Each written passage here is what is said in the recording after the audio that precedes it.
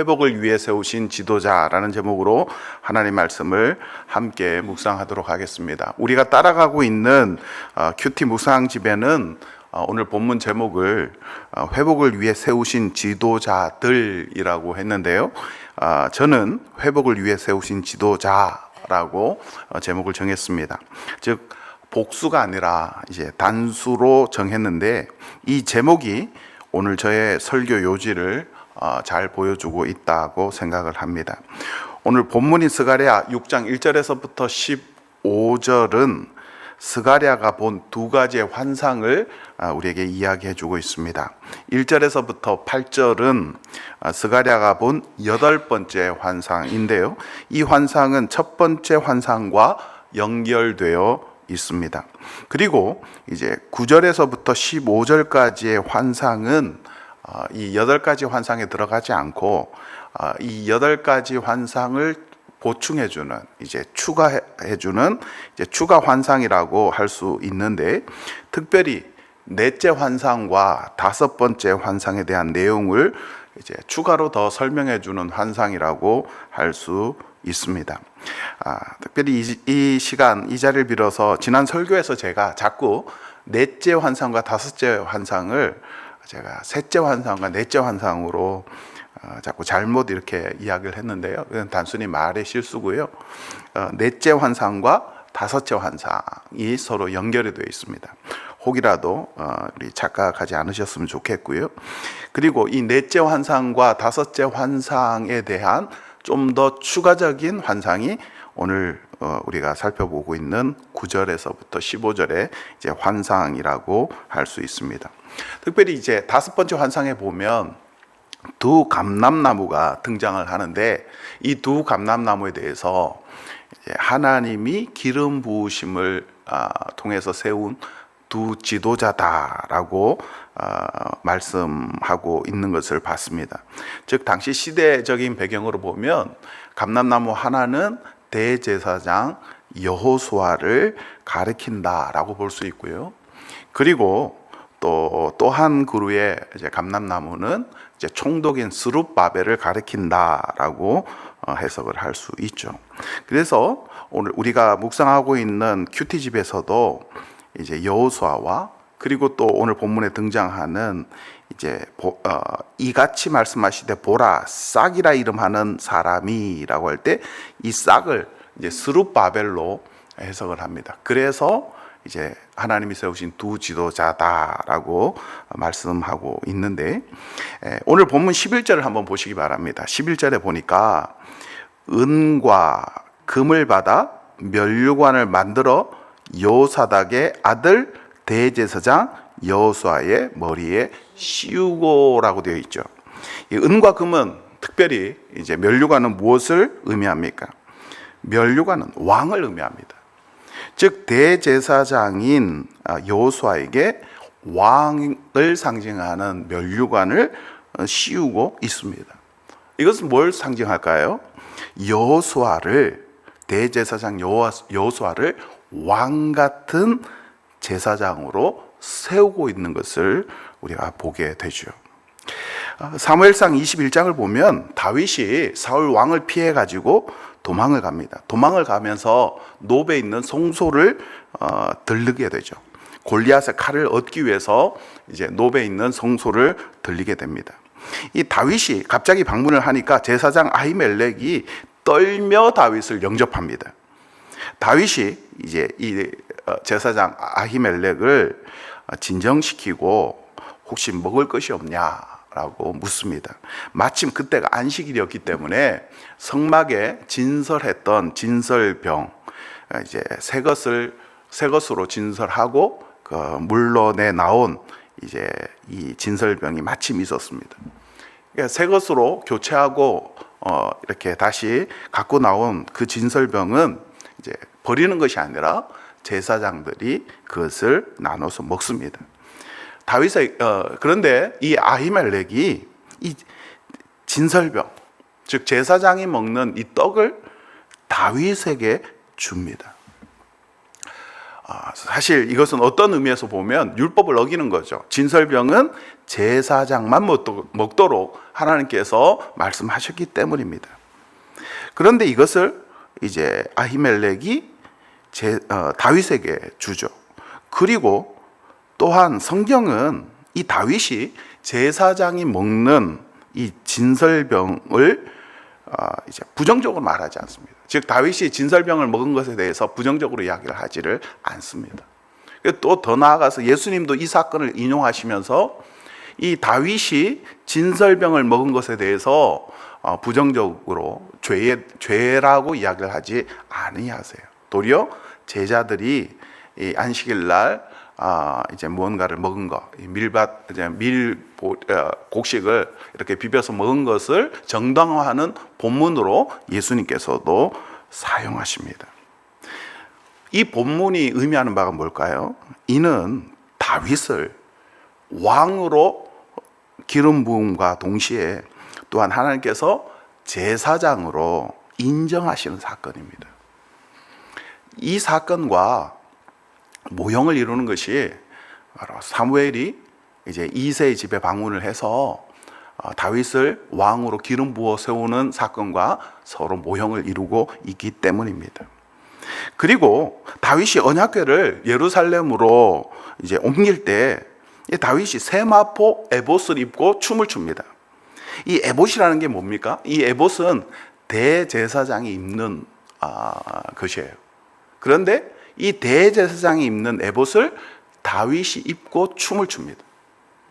물론 이 에봇은 세마포 에봇이기 때문에 이 대제사장이 입는 그 에봇은 아니고요. 이 제사장들이 성전에서 이제 일을 할 때 입는 에봇이에요. 그러니까 대제사장이 입는 에봇과는 좀 구별이 되지만 어쨌든 이 에봇을 입고 춤을 춥니다. 이것 역시 뭘 의미합니까? 다윗이 왕인 동시에 또한 제사장임을 보여주는 사건이에요. 사무엘하 24장에 보면 다윗이 이스라엘의 인구조사를 합니다. 인구조사 그 자체가 문제가 되는 것은 아니죠. 다만 인구조사의 목적이 문제입니다. 다윗이 왜 인구조사를 합니까? 군사력이 즉 군대로 뽑을 수 있는 사람들이 몇 명인지, 이제 장정이 몇 명인지를 파악하기 위해서 인구조사를 합니다. 이것은 다윗이 하나님보다 군사력, 즉 사람의 수에 더 의지하고 집착했다는 것을 보여주죠. 이는 다윗의 친구 요나단이 하나님의 구원은 사람의 수에 달려 있지 않다라는 이 신앙 고백과도 대치됩니다. 하나님께서 진노하시죠. 인구 조사를 했기 때문에 진노하시는 것이 아니라 다윗은 마땅히 하나님을 의지해야 할 사람임에도 불구하고 하나님이 아니라 사람의 수, 사람의 세력, 군사력을 의지했기 때문입니다. 하나님께서 진노하시자 다윗은 자신의 잘못을 깨닫고 하나님 앞에 번제를 드립니다. 아우라의 타작마당에서 번제를 드리죠. 이 역시요, 제사장이 하는 일을 다윗이 직접 하고 있는 겁니다. 이것은 어떻게 보면 사울이 하나님 앞에 사무엘이 오기 전에 제사를 드렸던 그 불순종과 연결되는 듯해 보여요. 그렇지만 성경은 이 다윗의 이 번제를 부정적으로 보지 않습니다. 일단 차이가 있죠. 왕이 번제를 드렸다는 공통점이 있어 보이지만 사울은요, 하나님께서 기다리라고, 사무엘을 기다리라고 분명히 말씀하셨음에도 불구하고 자기가 임의대로 제사장 일을 한 거예요. 불순종이에요. 다만 다윗은 사울처럼 제사장이 아닌 자신이 제사를 드립니다. 그런데 성경은 그것을 부정적으로 이야기하지 않습니다. 이건 뭘 의미합니까? 계속해서 반복되고 있는 패턴이에요. 모형이죠. 하나님께서는 다윗을 왕이자 제사장으로 인정하고 계시는 겁니다. 이렇게 하나님 앞에 번제를 드렸을 때 병행 본문입니다. 같은 사건을 기록하고 있는 본문인데요. 이 본문에 보면 하늘에서부터 번제단 위에 불이 내려 이 다윗의 번제에 하나님께서 응답하십니다. 이는 모세와 아론이 성막을 짓고 이제 아론이 최초로 하나님 앞에 번제를 드렸을 때 하나님께로부터 여호와께로부터 불이 내려서 그 제단에 번제단의 그 제물을 불사른 사건과 연결이 됩니다. 한편 여호수아와 스룹바벨이 지은 이 제2성전에서는 이와 같은 응답이 없었죠.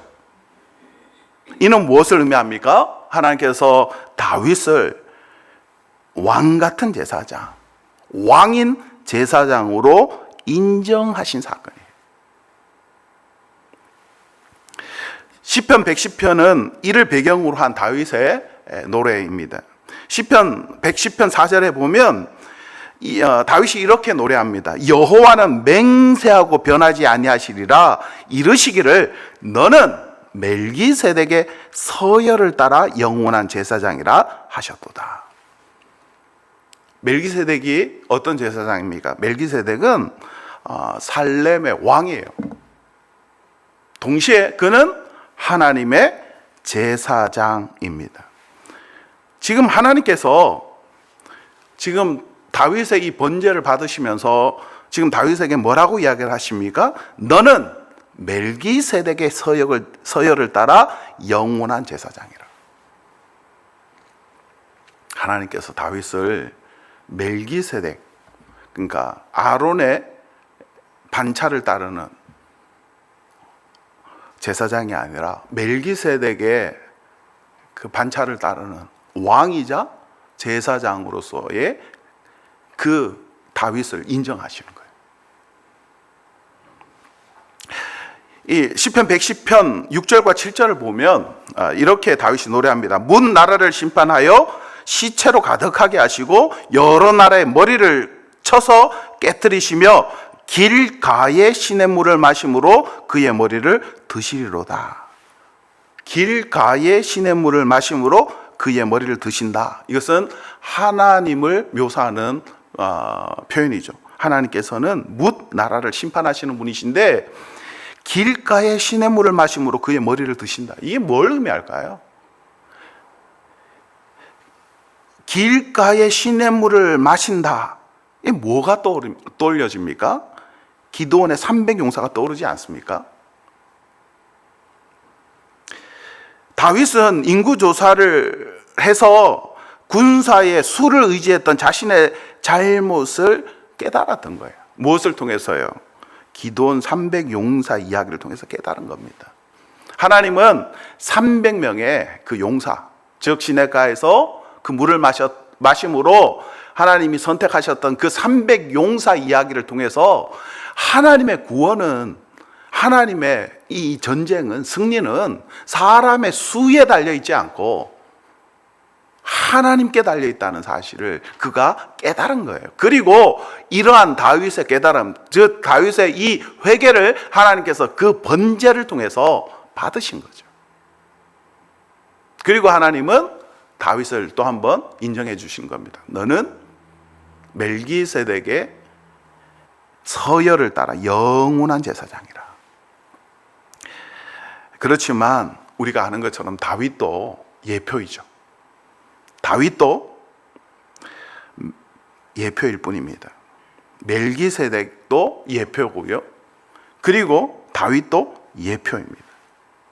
오늘 이 성경의 이 반복되는 이 모형을 통해서 오늘 본문의 이야기를 읽어야 되는 거예요. 오늘 본문에서 대제사장 여호수아를 상징하는 감람나무와 정치 지도자인 스룹바벨을 상징하는 감람나무가 오늘 본문에서는 어떻게 합쳐집니까? 대제사장 여호수아에게로 합쳐집니다. 그래서 총독은 정치 지도자입니다. 왕을 상징하는 지도자예요. 그런데 그 면류관, 왕을 상징하는 면류관, 은과 금으로 만든 그 면류관을 대제사장 여호수아에게 씌워줍니다. 이미 말씀드린 것처럼 여호수아도, 이 환상 속의 이 여호수아도 멜기세덱의 계열을 따르는 예수 그리스도, 큰 대제사장이 되시는 예수 그리스도를 모형하고 상징하는 인물이라고 이미 말씀을 드렸어요. 그래서 저는 오늘 본문을 회복을 위해 세우신 지도자들이 아니라 회복을 위해 세우신 지도자라고 제목을 수정한 겁니다. 제사장은 하나님의 백성을 하나님께로 인도하는 역할을 맡은 사람입니다. 오늘 본문이 보여주는 분명한 진리는 무엇입니까? 예수 그리스도가 우리의 참된 목자시라는 거예요. 우리를 하나님의 영원한 나라, 하나님의 영원한 집으로 인도하시는 참된 목자시라는 거예요. 예수 그리스도가 참된 왕이시고 예수 그리스도가 참된 제사장이 되신다는 겁니다. 예수님이 이 성전을 어떻게 지으셨습니까? 요한복음을 통해서 보면 예수님이 사흘 만에 부활하심으로 십자가에서 우리의 죄를 사해 주시고 제물이 되셔서 우리의 죄를 사하시고 그리고 부활하심으로 예수님 자신이 성전이 되셨어요. 그래서 그 예수 그리스도를 믿는 사람들이 하나님 앞에 성전이 됩니다. 그리고 성령을 모신 우리는 하나님 앞에 참된 예배자로 서게 되는 것입니다. 오늘 이 본문에서 우리가 기억해야 할 것이 있습니다. 우리가 의지해야 될, 우리를 구원으로 이끄는 인도자는 세상의 정치 지도자도 아니고요, 또한 세상의 종교 지도자도 아니라는 사실이에요. 우리를 하나님께로 인도하시는 참된 목자는 오직 예수 그리스도밖에 없습니다. 그 어떤 누구도 예수 그리스도를 대신할 수 없어요. 우리가 신뢰해야 될 참된 목자는 예수 그리스도이시고 예수 그리스도의 말씀이시고 하나님의 말씀이지 그 어떤 무엇도 아니에요. 여기서 있는 저도 아니에요. 그 어떤 신령한 종교 지도자도 아니에요. 그들도 다 연약한 사람들일 뿐이에요. 모세도 역시 연약한 사람일 뿐이에요. 예수 그리스도만이 우리의 구원이십니다. 예수 그리스도만이 우리를 하나님께로 인도하시는 유일한 구원의 문이 되십니다. 예수님만이 참된 하나님께로 인도하는 길이 되시고 진리가 되시고 생명이 되십니다.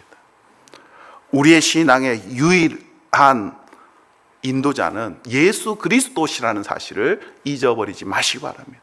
예수님만이 우리의 참된 목자이심을 기억하시고 예수님이 참된 우리의 회복을 위해 세우신 지도자, 즉 메시아, 기름 부음을 받은 분이시라는 이 신앙 가지고 오늘 승리하는 저와 여러분이 되시고, 오늘 거룩한 주일인데 주일날 하나님 앞에 예배에 성공하는 분이 되시기 바랍니다. 예배 가운데 하나님의 임재가 없으면 안 돼요.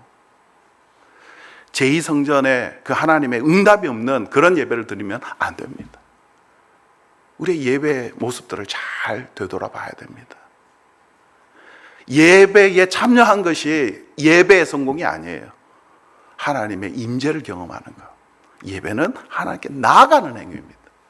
하나님의 은혜를 경험하고 하나님의 임재를 경험하는 이 예배를 그리스도 안에서, 성령 안에서 경험하는 우리 모두가 되기를 주님의 이름으로 축복합니다.